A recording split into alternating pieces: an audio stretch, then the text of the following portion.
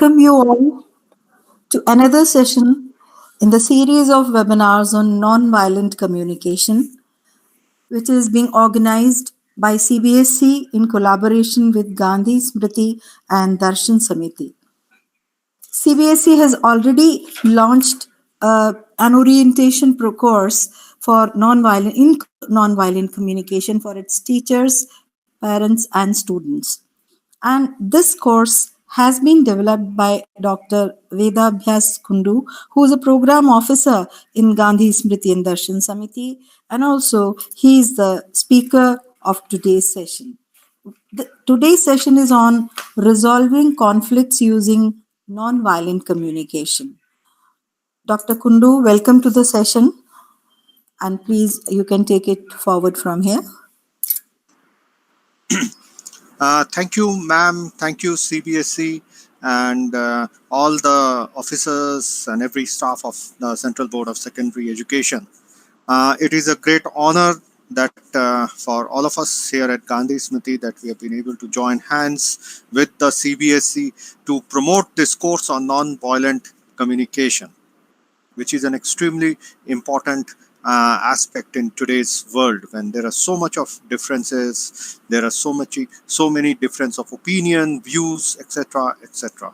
So in that context, non-violent communication is extremely important. In fact, to my mind, of many of the emerging issues of new literacies, need for new literacies in the 21st century, like financial literacy, cultural literacy, media literacy, non-violent communication literacy is also very, very important and extremely critical life skill education, so that we are able to handle relationships, we are able to handle differences constructively.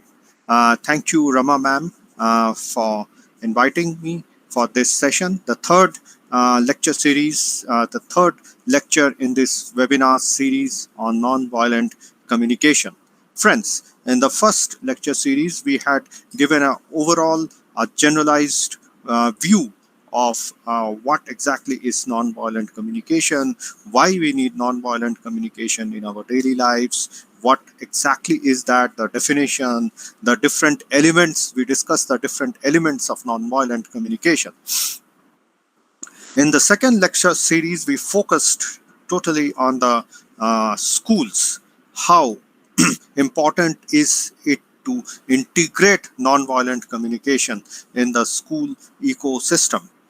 How we can develop an architecture of peaceful schools using nonviolent communication, integrating nonviolent communication.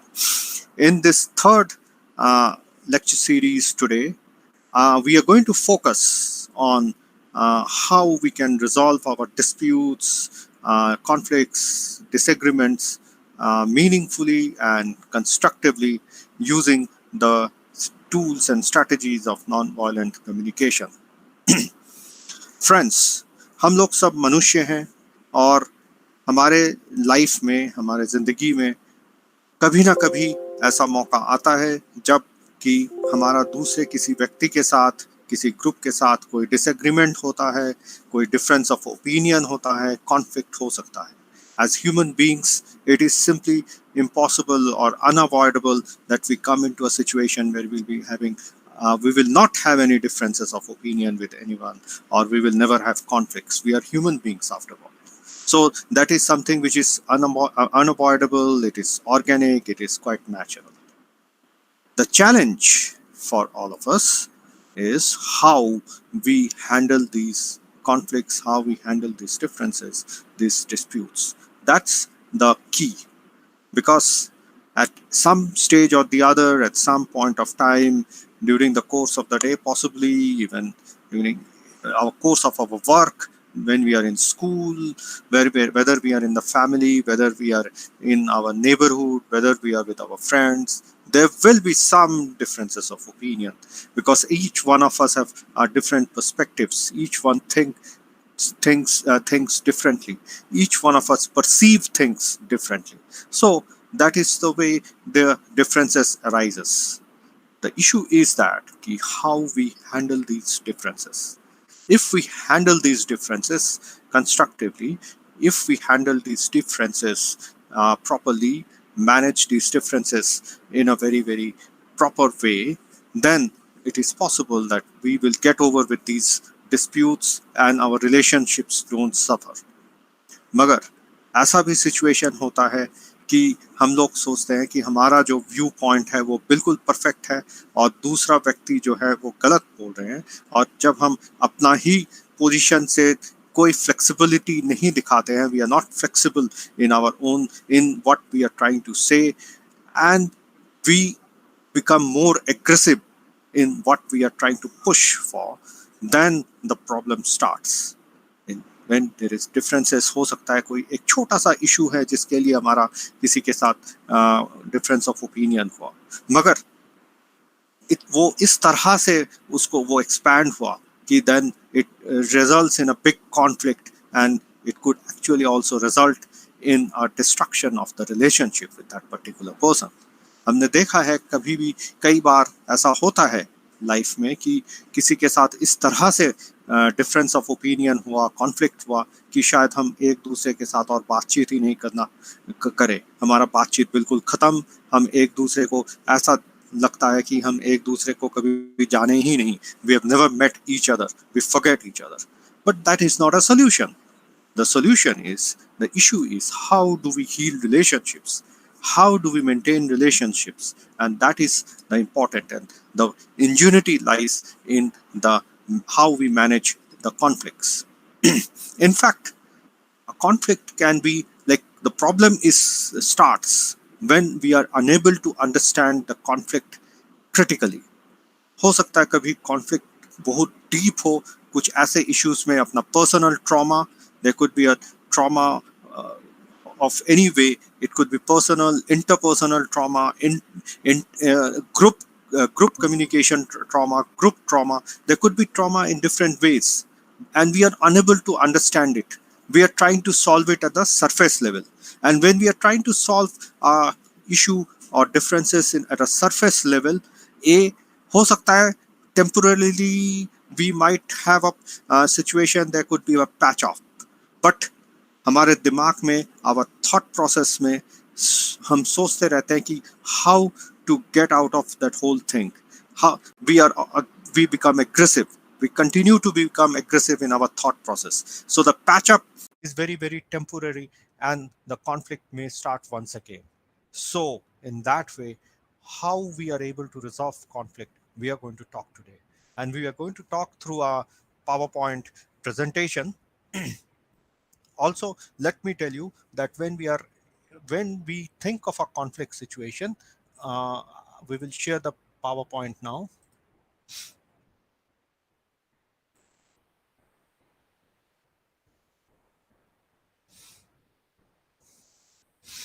Is the PowerPoint visible, please? uh, Madam, is the PowerPoint visible?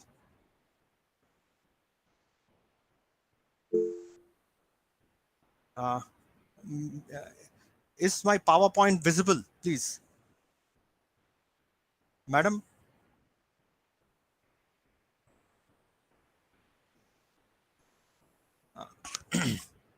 Probably I think it is visible as we start the presentation, and we start with this beautiful quote by Kabir, who says, "In your veins and in mine, there is only one blood, the same blood that animates us all.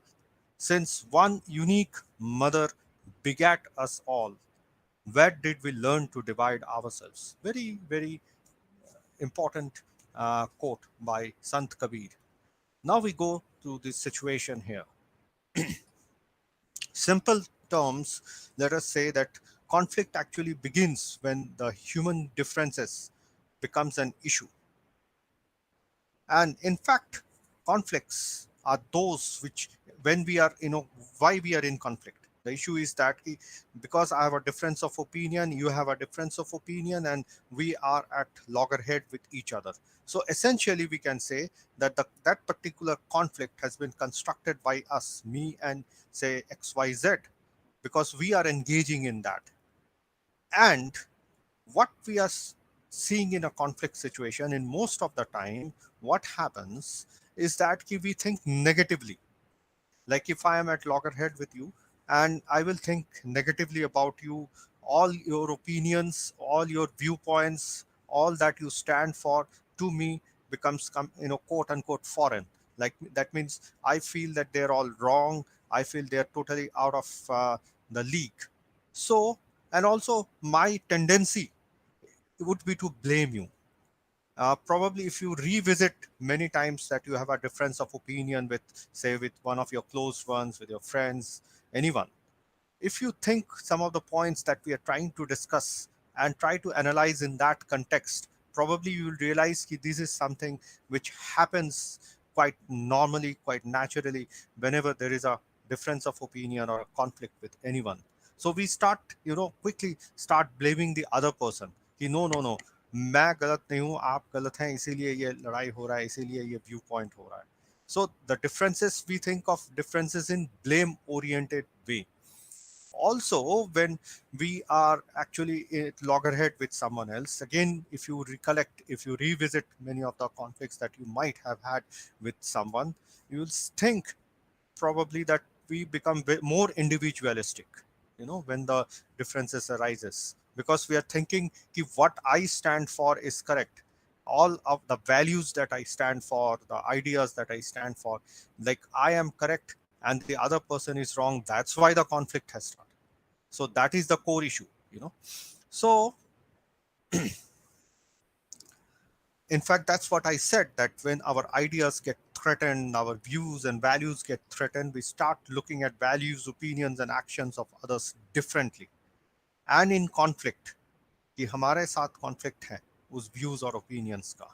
Also, probably you will realize, or again, if you recollect one of your the conflict that you have had, you will think that हो सकता है हम लोग, it's we are, after all, we are all human beings, and we may not be correct all the time, but when we are in conflict with the other, we know probably at the heart, at the bottom of our heart, that we are wrong. Even then, we will try to show, we will try to see that we are the correct one and not the other person. We are not attuned to submitting to the truth that yes, I am wrong and you are correct, and I am sorry for that. More than often, this is the situation. In more than often situation, this is a natural tendency that we probably may not try to say that yes, I am wrong.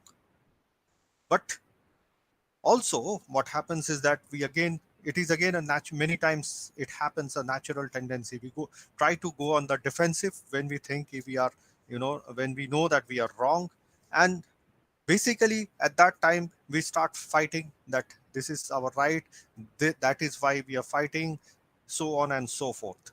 So if you see, if you analyze some of these points, these are something which comes quite naturally to us, and that these are not the very good or constructive way of resolving the conflicts. So what do we do? Also, important thing to note is that if, because there, our perception and our conversation is negative, that's why there is a conflict. Why, after all, like if we were not negative in our perception, if our conversation were negative, then the conflict would never have it would never have taken place. It will never arise. But since the perception and conversation in the conflict is negative, then we have that situation, the environment where the conflict starts. And in fact, what is important to know for many of us who are actually serious to see how we can mend fences with the people, with the group, with the individual with whom we are in conflict, is to see how we can, as I said earlier, we as human beings, it's quite natural for natural process that we will be in conflict or having differences of opinion at some point of time in our lifetime. But how, as individuals, we see that conflict as a learning process, look at it positively, and see how we can get over with our differences. There lies the ingenuity of the person to resolve the difference. If we keep on seeing the conflict very negatively, then what happens is that the conflict will never get resolved. But if you see it positively and see it how we can, what are the factors because of which we had that particular fight, what are the issues that we had that fight, it will help us to also amend ourselves and get over with our negative emotions, negative energies and negativity within us. So when we look at the conflict positively and see how learn about our differences, why they are difference of opinion, difference of ideas, and the effect that is happening now, what is the effect of these differences or the conflict, there lies the situation. It will guide us to a situation where both of us, where we are in a conflict, we will having a common platform to resolve it. So that is basically something that will happen. So these are some of the issues and things which I thought are important to flag off when we are talking of conflicts as such. So here again, let us see, for instance, let's go back again. Let's reflect back on a situation where you had a conflict with someone. What are the different things? What are the different ways how you react to those differences? Let us see in general. First is possibly, say, for instance, I am having a tiff-off with my sister, say, and one could be that she is also having some strong opinion, I am also having some strong opinion, and we are having differences. So the first thing is, like, possibly instead of taking it further, we will think, okay, let's avoid, let's not talk for a day or so, and after that things become normal once again. Or no, there could be different ways in which we can avoid the situation. So the first is living with it, or the strategy of avoidance. Okay, there is a difference I have, but fine, I will not go beyond this, I'm not going to fight beyond this, and okay, we are living, and it's the strategy of avoidance. Of course, when the situation becomes really bad and there are so much of complexities that happening in the whole process of conflict, in the situation of the conflict, then there is a time when one is forced to go to possible litigation or various other things. No, it is something like a battle. I am sticking to my position. Say one is having a dispute with one's say brother or anyone over a property, and the situation is so complicated that both the side decide, okay, we can't resolve our difference, so we will go to the court for uh, getting it resolved. Then the other way in which we react when there are differences is through negotiation. Something like, okay, I am having a difference with someone, and fine, but both of us are serious that we should get over with it. It is really harming both of us. So then what will happen is that we will have a talk, we will have negotiations. Okay, you step one step backward, the other person will say, okay, I will also step one step backward, and let there be common ground, and there is negotiation. So that is another way of how we react when there are differences. And the fourth way is, again, like, say for instance, two students are having a conflict or fight, the teacher intervenes as a third party and try to resolve their difference.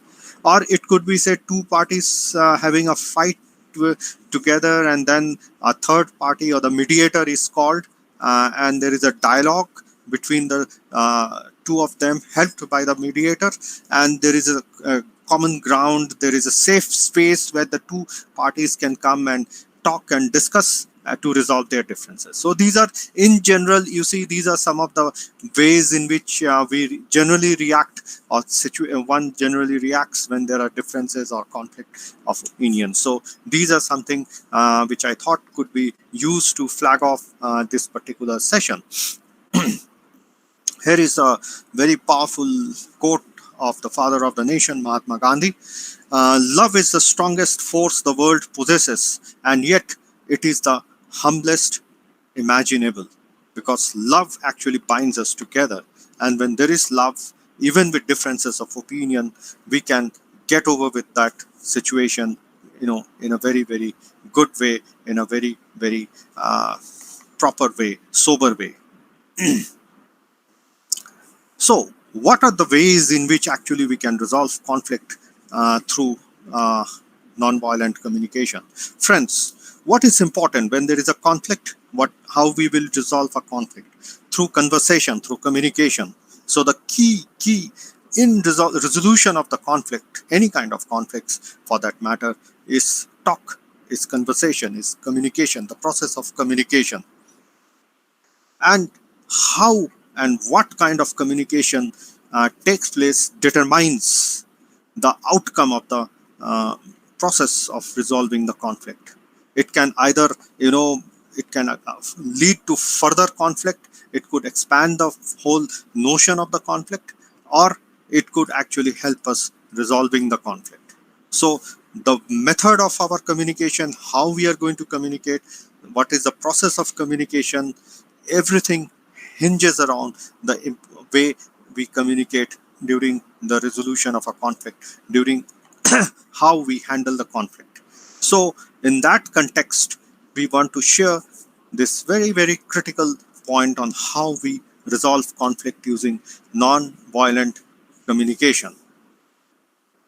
What are the general strategies when we try to resolve conflicts? Okay, let me share with you some points which randomly came to my mind. One is that change the context of the conflict. Say, I'm in a conflict with someone and I'm serious that we should get resolved with the conflict. So, the first thing is that I will try to see how I can change the context of a conflict. Say, the conflict has happened because of a particular reason, and I have a particular opinion, my perception is there on for that particular conflict. So the way I handle the conflict, the context of the conflict, that is something important. In this case, it is important discover the meaning of the conflict. We have to really understand. And as I said at the beginning itself, we need to critically understand the reasons of the dispute. You see, we have to go to the depth of why that particular dispute has happened, why that particular conflict has happened. We can't solve a conflict by just looking at the surface level. Could be different underlying factors because of which the conflict had arisen, as I talked about, the issues of personal trauma, interpersonal trauma.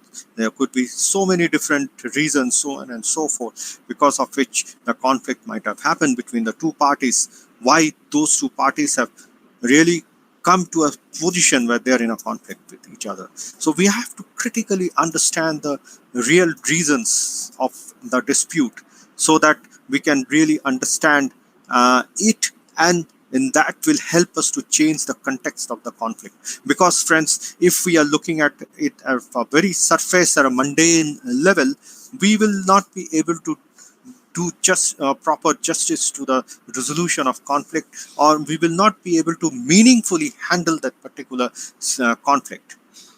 Then the next is learn to acknowledge and integrate emotions to solve the issue.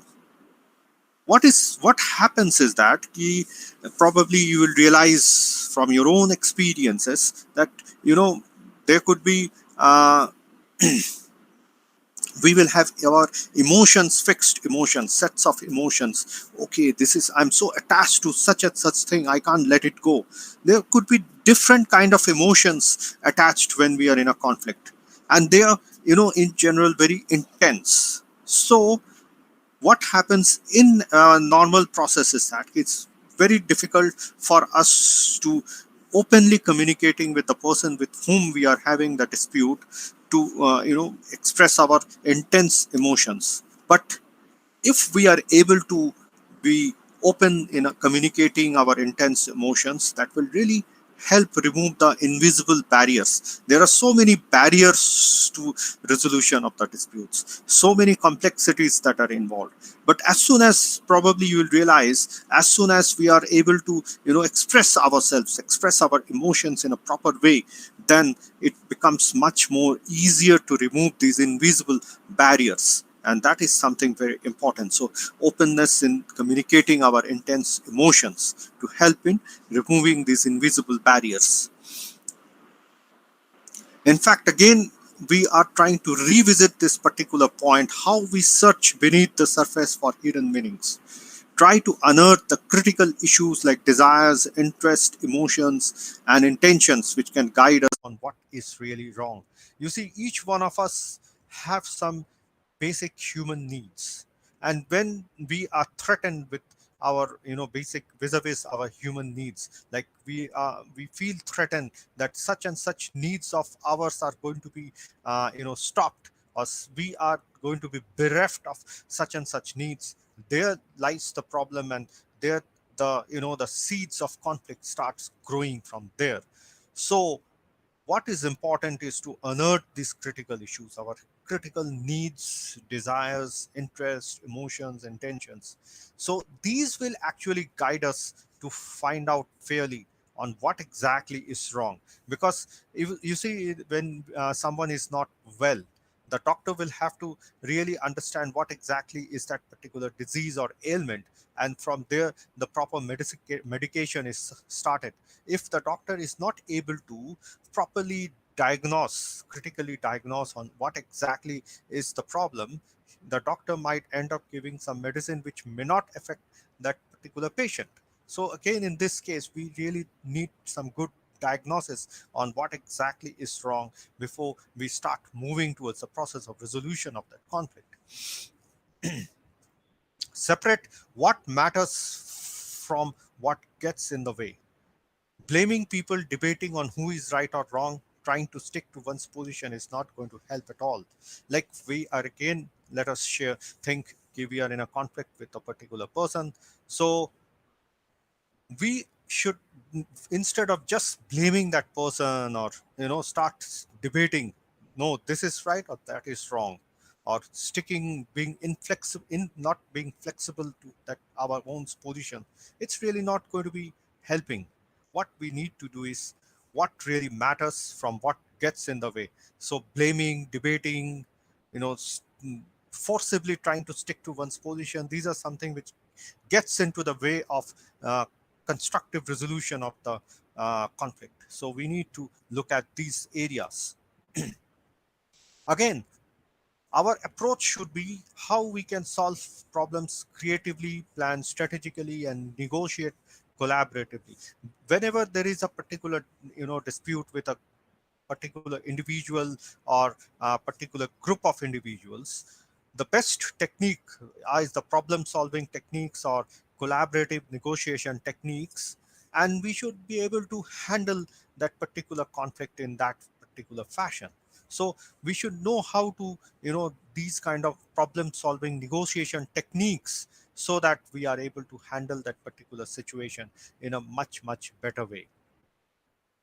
Also, our part of the process of resolution of the conflict is how we are, see the situation where we devise a method for prevention of future conflicts. Because as I said earlier, that many times we end up doing patchwork. Okay, that is finished, and but that, that uh, animosity remains. We are still, at loggerheads. We feel that what has happened to us is wrong, and possibly that could lead to future conflicts. So when we are trying to resolve a conflict, we should try to put a system in place where it will prevent future kind of disputes, future kind of conflicts, and that will actually result, that will be the outcome of a good constructive resolution of conflicts. In fact, here again, this is something which came to my mind, and which I thought is something very important and natural process when we are at conflict. The words we use to describe our conflicts reflects the hidden assumptions we have formed ourselves, our opponents, and the meaning of our conflicts. The word shapes our expectations and experience. Probably you will realize here that, no, when we are, in a situation where we are loggerhead with someone else, probably if you self introspect and see that what kind of words that we are using, that will actually, that makes, that actually shapes our expectations and experience. Words are extremely important. In fact, again, what is important here is everyone in conflicts creates a unique language to describe their experiences and reveals through their choice of words what the conflicts mean to them, how they see their opponents, how they intend to interact with them. So, say for instance, I am in a conflict with some XYZ person.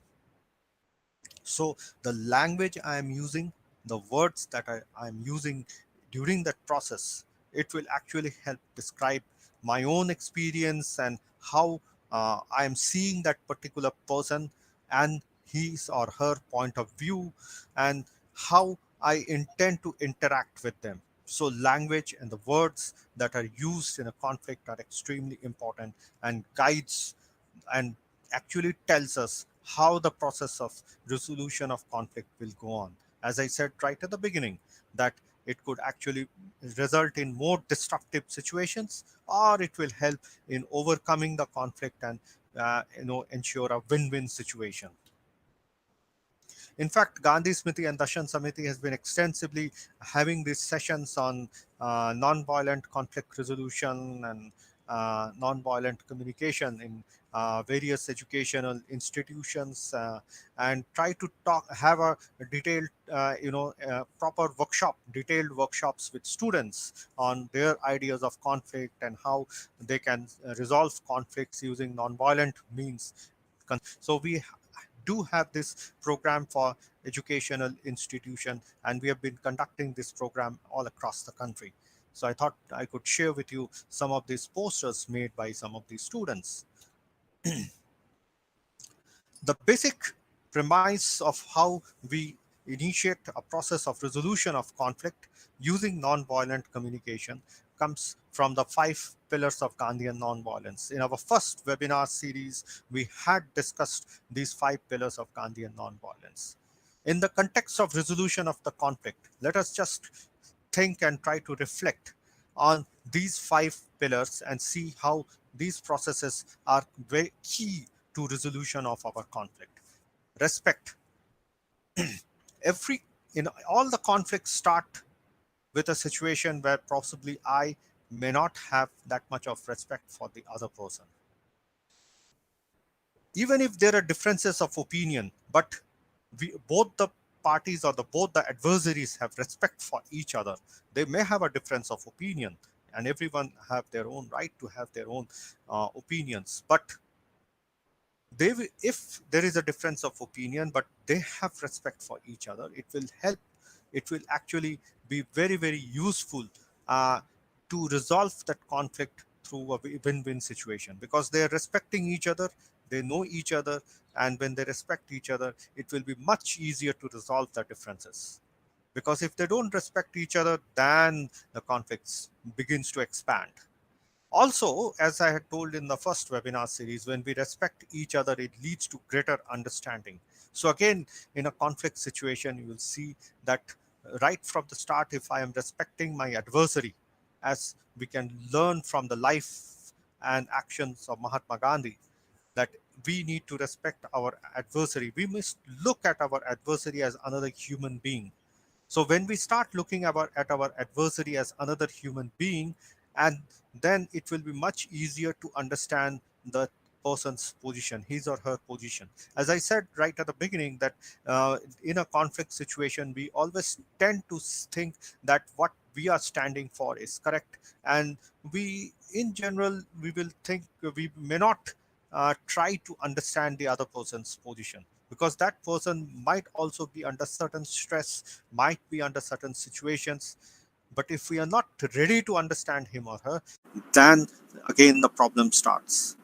So then it leads to, when we have respect, and that helps in adequate understanding of each other, it will be much easier to accept each other's position, because after all, when we are talking of resolution of the conflict, it is, we are looking at a win-win situation. For a win-win situation, then it is important that we accept each other's position. It is possible that if I have given 5 points for the resolution of the conflict and the other person has given 6 points, say at the end, three of my points which I've given are rejected, two are accepted, and his same thing. So we come to a situation, we step a few steps backward, that person also steps a few steps backward, for the sake that we have a win-win situation. You see, appreciation, positive appreciation plays a very, very critical role here. As I said, all conflict starts with a very negative phenomenon, negativity around. There is negative conversation. In fact, whenever we find that two parties are coming together and they are in a conflict situation, each party in general will have that tendency to share negative stories. Okay, इसके साथ इसने ऐसा किया तो ऐसे ऐसे हुआ इस तरह से. So they will start talking, negative stories will be told. Similarly, the other party. So everyone is in a position of negativity, negative emotions, negative conversation, negative stories. What is important is to see, we as individuals who want to practice nonviolent communication, how we can practice positive appreciation. Fine, we may have a conflict with that person, but I respect that particular's values or ethics. There could be so many positive points of that other person. And when we try to earmark those positive points, and we try to look at them and try to resolve them on the basis of those positive points, it will be much easier to get over with the differences. Similarly, because when we start looking at the other person's positive points or traits or ideas, then in general we would expect the other person also to also look at our ideas positively, because then we are actually coming to a situation where our channels of communication become very dynamic. We are talking to each other. There is no breakdown of communication. So positive appreciation is an extremely critical aspect to try and see how we can resolve conflicts through a win-win situation. Then comes the importance of compassion. A compassionate person, even if he or she is having a difference or dispute, will be able to look at the other person's point of view compassionately. Because compassionate listening, compassionate speech, compassionate conversation can actually help us to resolve our differences in a much better way. So these five pillars, these are the foundational architecture of any non-violent resolution of conflicts. And possibly, if you realize, these are very simple, uncomplicated things that can be practiced in daily life. They're not it's not complicated. There is no complication when I say that let us start respecting each other. There is no complication when I say that let us try to respect and try to see how we understand each other's point of view. There is simple, it's simple, no complication at all. Also, there is not no complication when I'm saying that let us try to be compassionate, let us try to understand the feelings and sufferings of the others so that we can handle the other person in a much sober way. So these are uncomplicated pillars of Gandhian non-violence, which can easily be imbibed in our daily life. So, friends, let us now go to the next slide. Here, when we are looking at those five foundational pillars of Gandhian non-violence as our strategies of resolution of conflicts, we now come to those elements that we have discussed in our first workshop, in our first webinar series, and now try to link it up with the whole notion of how we resolve conflict using non-violent communication. The first element was complete non-violence in our verbal and non-verbal communication and thoughts. Extremely important, because if we are aggressive, the other person will also become aggressive. So we can never resolve a conflict or a difference of opinion. In fact, if there is a small minor issue because of which we are having some kind of a dispute, it will blow up to big proportions, and who knows, it might end up going to the court. Unnecessarily, we are it is going to affect all of us. So let us try to see how we can ensure that we use verbal and non-verbal communications in our thought process so that we are able to resolve our differences through non-violent means.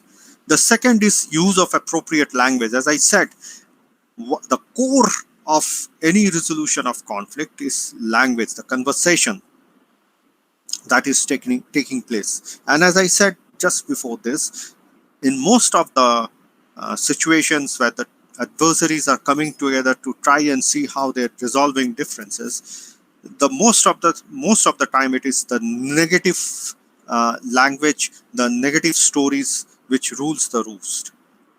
And if I am in conflict, say with XYZ, and I'm very extremely angry about certain things which the other person has done to me, so I will start using all kinds of language which are definitely the real catalysts, or they're the fuel to blow up the whole conflict in a much bigger way. So use of appropriate language is extremely important. If we are really serious that we must resolve this issue, which is respectful to both of us, we should see what kind of language that we are using. And we have already talked about the issue of language right a few slides before. And language is, as one scholar has said, language is the heart of conflict. The way we use the language, it either leads to conflict or it helps in, getting a situation where there is no conflict.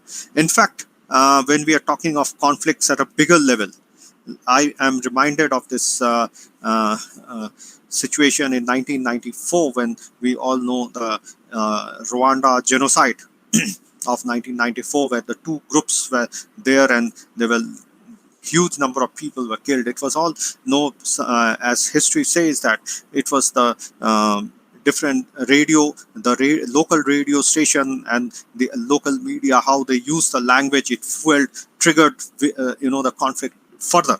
And that was really a bad situation. It is one of the worst genocide in our history. So whether it is at a very small level or it is at a bigger level, it is the language which is extremely important, and we need to be careful on what kind of language we are using. Again, say for instance, I'm having a difference of opinion or a conflict with someone who is from a totally different background, from a totally different class. So I automatically, to start getting into the trap which we had talked about on the issue of stereotyping. We are already stereotyped. Okay, that person is behaving in a particular way because that person is coming from that particular background. So that stereotypes actually creates the problem, and it accentuates the conflict situation. We will not be, if we are still entrapped in that stereotype about that particular person's language, customs, culture, whatever may be, you know, then we will not be able to transform that conflict. There cannot be any conflict transformation. We will, get stuck. The communication channel will be closed, and there will be real problem.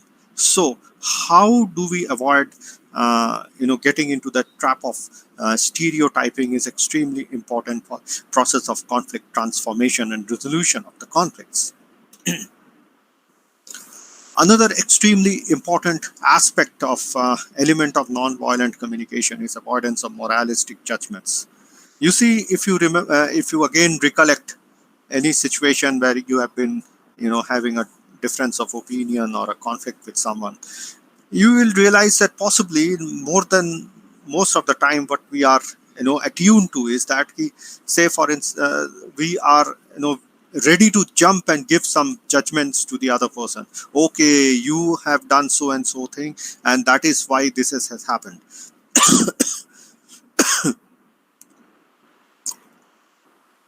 Avoidance of moralistic judgments is extremely important. We jump into the situation and start giving our own judgment. Okay, this has happened because you have done like that, and that actually hinders, because the other person will also then start giving us his own ideas and his own thinking, his own way of giving moralistic judgments, and we go nowhere. We are stuck.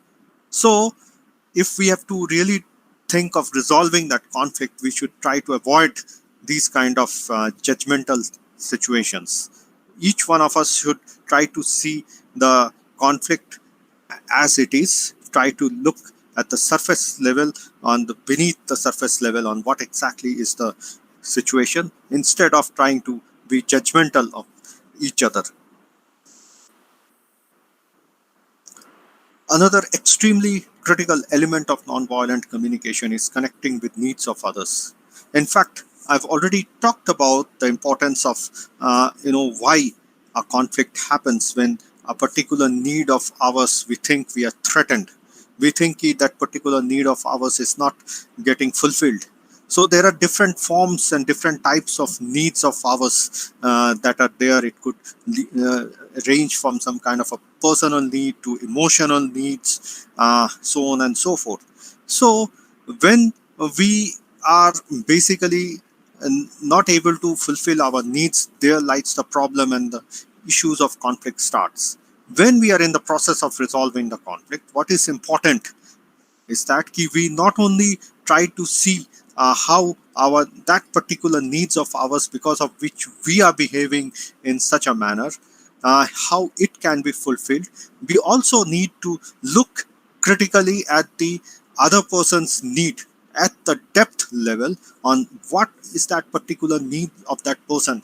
Possibly someone needs his emotional safety, or some kind of an they need some kind of a emotional support, and that is not being fulfilled, and because of which that particular person is behaving in that way, and that's how the conflict has all started.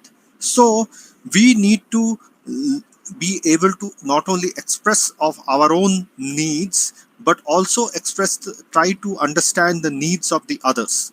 When we are able to critically understand the needs of ourselves and the others, there comes a position on how we fulfill it. I remember we were doing this training program for some counselors, and they it was basically on issues related to disputes between marital disputes, the husband and wife. And many of the through the discussion, through the interaction, it was felt that many times why a conflict happen in a particular household. Say for instance, there are xyz needs of the husband who feels that are not being fulfilled. Similarly, there are xyz needs of the wife which are not being fulfilled, and because of which they are at loggerheads, they are at disputes. Many times it actually explodes into a situation where each one of them feels that they can no longer stay together, and they will talk about separation, and so such extreme steps as separation. But those are actually really strategies. They are not trying to look at those critically at the needs of each other to see how they can resolve that issue. If they are able to understand each other's need critically, then much of the problem that they are facing will actually evaporate. It will not be there.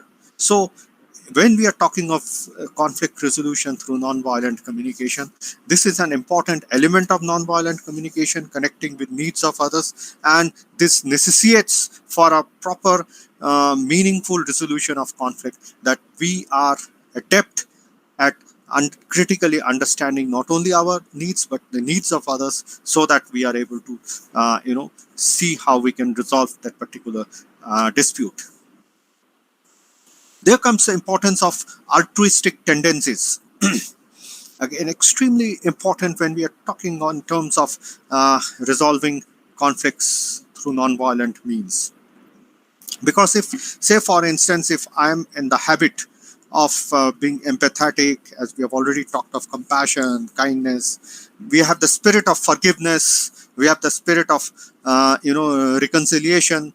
So even if there is a dispute, even if there are differences of opinion, we will be able to get over with it.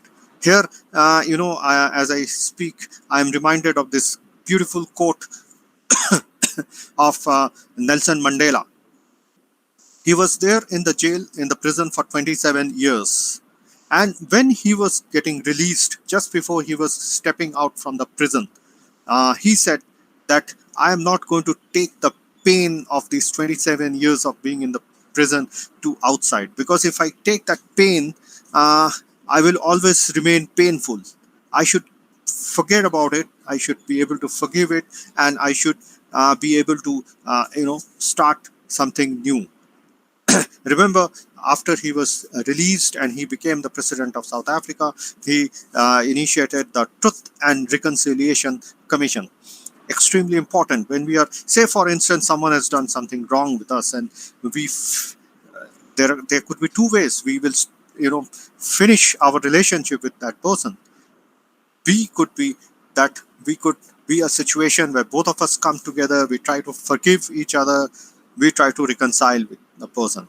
So when we think of this particular quote of Nelson Mandela, when we was released from the prison, that's something really great. And for that, you need to have these altruistic tendencies. Unless and until we are compassionate, unless and until we have that spirit of forgiveness and reconciliation, unless and until we practice kindness, we practice gratitude, we are empathetic, we will not be able to forgive people. Because other, when we are talking of forgiveness, when we are talking of compassion, it is something actually we are, very broad-minded. We are looking at things from a wider perspective. If we are not compassionate enough, if we are not empathetic enough, then actually we are getting into a situation where we are very narrow-minded. We are, situation of very narrow-minded attitude. And that actually, withholds, that actually is a situation where it actually stops the process of resolution of the conflict in a meaningful way. So the more we practice, as I had told before in the last two webinars, the more we practice these altruistic tendencies of empathy, compassion, kindness, forgiveness, and reconciliation, we will be able to get over with many of our differences in a very, very meaningful way. In fact, these are some of the points which are very, very critical when we are talking of use of nonviolent communication in the resolution of conflicts. You will find yourself in various situations day in and day out. How you handle it is something very important. And the ingenuity lies, if we are to become a non-violent communicator in handling these issues, very important. Only a few days back, there was someone who helps us with many of our IT requirements. He came to the office and he told us that one of the things that has happened in the last almost 8 9 almost a year, that since he has been introduced to this idea of non-violent communication, is that many times when earlier he used to go out driving, everyone knows the whole problem of road rage. So he said previously, whenever if someone would have hit his vehicle or he came in contact with some other's vehicle, he would just get out of his vehicle and start yelling at that person, become very violent, and there were a lot of conflicts. He said many times the police was called and so on and so forth. He said now, as he's trying to become a non-violent communicator, what he is trying to do is that he tries to resolve the conflict without becoming so aggressive, without trying to, yelling at the other person. And he says that his experience in the last 2 3 months has been that every time, in case such a situation has happened and he reacts in that way, he doesn't find the other person with whom probably his vehicle must have hit or something to be aggressive. He says earlier when he was aggressive, the other person was also aggressive, and there started various conflicts. But now he says that many times that he has experienced that when he becomes uses some of these strategies, the other person also is not aggressive, and they are able to resolve many of the situations in a much, much better way. Friends, you will realize that as we are in our families, as we might go outside, as we are traveling or we are driving, many situations that we find in our daily lives where if we are able to handle uh, the differences or situations of conflict through these strategies of non-violent communication, we will be able to limit the differences. There will be differences, but we will be able to limit the effect of the differences in a much better way, and we will be able to heal. Even if there is a serious problem with the relationship, we will be able to heal the relationships. So I feel that let us try and see how we can resolve our differences through non-violent communication. Let us try to be non-violent communicator ourselves, so that we can help others also to become non-violent communicators. And as I said right at the beginning, that I really feel that this is a very important skills in the 21st century to be learned, extremely important life skill, which each one of us should be able to imbibe, so that we can live a very meaningful life, a healthy life, which is bereft of too much of explosive conflicts like that. And I end with this beautiful quote of His Holiness the Dalai Lama: peace does not mean an absence of conflicts. Differences will always be there. Peace means solving these differences through peaceful means, through dialogue, education, and through humane ways. That's exactly what I'm trying to say. That when we are using nonviolent communication, we are actually strengthening the process of dialogue. We will be able to engage in dialogue with people with whom we might have some differences. And when we are using nonviolent communication, we are seeing the other person as a human being. And when we are seeing the humanness in the other person, we will be able to handle that particular differences through a human way.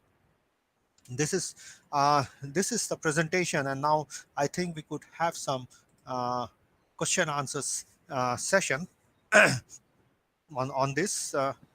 Yes, sir. Rama madam. Ji, sir. So Yes, ma'am. the first question that I have received is, what will you do Mm-hmm. when two groups are claiming their rights on a piece of land, Mm-hmm. and when there is an extreme use of violence by a group to dominate another group? So, Mm-hmm. what non-violent techniques would you use to resolve this conflict? Well, actually, you see, when already there is a lot of situation where there's so much of conflict, and as you saying, there could be a situation of violence also. There are two ways to resolve the conflict. Of course, one way is that both the parties approach the honorable courts to get the issues resolved. The other could be other two important aspect could be, like, if they're really committed to see how each one of them how the issue is resolved. One could be through negotiation. They're trying to negotiate through talking to each other, conversation, dialogue. If that possibly doesn't happen or doesn't succeed, possibly a third party intervention would be needed, and that is through mediations. Again, when we are talking of mediation, it's such an important aspect of communication. The mediator, the ingenuity of the mediator on how he or she is able to bring the two conflicting parties into a common ground, into a common table, and that particular common table is a safe space. So if party A is there and party B is there, and the mediator XYZ, he or she should be able to instill that confidence in the party A and B, that each one of them should be feeling comfortable in expressing their views.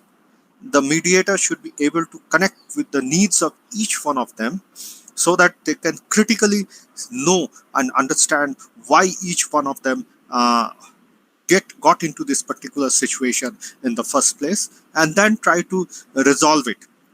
You see, mediation is always a collaborative exercise. Each one of them need to collaborate.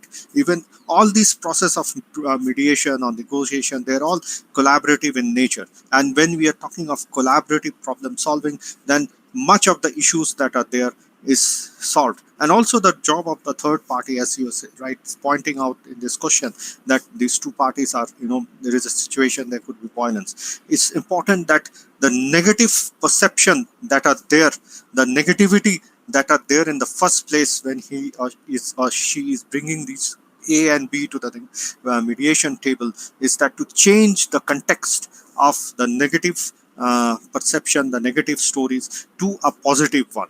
And that is the ingenuity of the mediator. Transformation from negativity to positive. And possibly then we can have a much, much better way, a win-win situation of resolving the conflict. Yes, please. Yes, thank you. So, another question. Like in conflict territories in India, and we're Mm-hmm. talking about our nation, India, Mm-hmm. many times police and defense forces face violent actions on the side of non-state actors. And many Mm-hmm. times our citizens and our personnel also lose their lives in Mm-hmm. this violence. So what Mm-hmm. strategies should the government and defense forces adopt to tackle this situation? Yeah, let me share with you the experience we had. We had this training with various police academies across the country, the non-violent conflict resolution and non-violent communication. I think almost 1.5 or 2 years back, I think 2 years back, we were having the session with the police personnel of the Jammu and Kashmir police and the J&K Police Academy. So exactly what you asked, this particular question was taken up for discussion and interactions, and there was this particular SHO who shared his own experience. He said that he actually. What is important is that when we are talking of policing here, is that how we develop a meaningful connect between the police and the public. You see, it's so important that the police develops good relationship with the citizens around, so that it can be a very, very important tool for prevention of conflicts. So he shared his own experience that he had to face as the station house officer. He had to face a situation where two groups from two communities were at, there was a conflict, serious conflict. Actually, the conflict started before he was the SHO of that particular area, and the SHO who was there, he was unable to stop the situation.